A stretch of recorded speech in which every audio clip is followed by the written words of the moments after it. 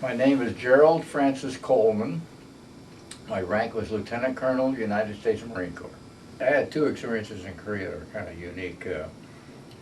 My radio quit on me on a mission, and I was with 4 other planes, and I I knew where the bomb thing was, and I went down and came up, and unfortunately there were about 4 levels of clouds, about 150 feet apart, and I come up looking for I couldn't find anybody, and I thought, well, I can't talk to anybody, I'll just go home. So I went home, and as I landed, and this is a strange thing, I did not see a Berry's pistol. And all of a sudden, while I was hit the runway, a plane hopped right over me. It was an F-86 who had an engine problem and saw our runway and came down. And the 2 of us were doing the same thing, landing at the same time. Well, he had much more speed, went to the end of the runway and blew up. And I was lucky he didn't hit me. I don't know how he got over me, to be honest with you. He just hopscotched over me and just kept going. So he had a dead engine and I had no engine at all. I didn't know what I was doing. I didn't talk to anybody. And the other one that was, I think, most unpleasant was in Korea. I was taking off, the F-4U plane was a single engine plane, and at max load they carried 3,500 pounds of bombs. I might mention the B-17 had 3,000 pounds of bombs on long missions. That was a 4-engine plane, and we would stagger off the end of the runway and get up to 10,000 feet, and that was about as far as we'd go. Then we start our missions from there. And sometimes you do 3 or 4 of them on one run. But basically, I was running down the runway, having a good time, and there was a bump on our runway. This was K6, Korea 6. All the runways in Korea were 1, 2, up to 55. And I was at K6, and the plane would pop into the air, then I'd come down and you'd take off.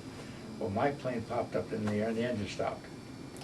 I thought, this isn't a good situation here. So I'm braking and screeching and so forth. I said, I'm gonna make this, because the runway was rather a short runway anyway. So I dropped my bombs.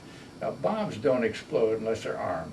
They have little wires on them, and they have a propeller in front and in back, and that has to rotate so many times before the bomb is armed.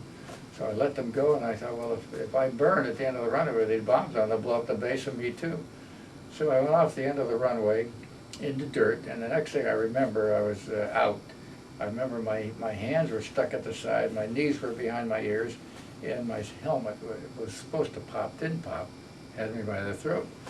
And the ground crew chased me right down the runway with those bombs all over the place and pulled me out, and then they sent me to the hospital, and I was there an hour or 2, and they let me go, and the next morning at 4 o'clock I was flying another mission. So we didn't have a full load of pilots in Korea. In World War II, you had 40 pilots, and in Korea we had 16, 18 at times, and when you got into hot situations, you were flying around the clock.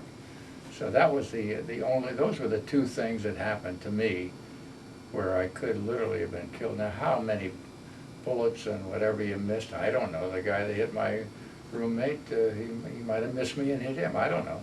But when you're in a situation like that and you're diving from 10,000 feet and picking up 400 miles an hour or more, 400 knots I should say, and you don't see, you're just concentrating on the target, you don't know what's going on around you.